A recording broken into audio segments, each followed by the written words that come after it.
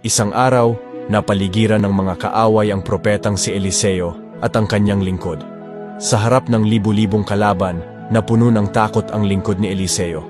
Ngunit kalmado at may kumpiyansang sinabi ni Eliseo, "Huwag kang matakot, sapagkat ang sumasa atin ay higit kay sa sumasa kanila."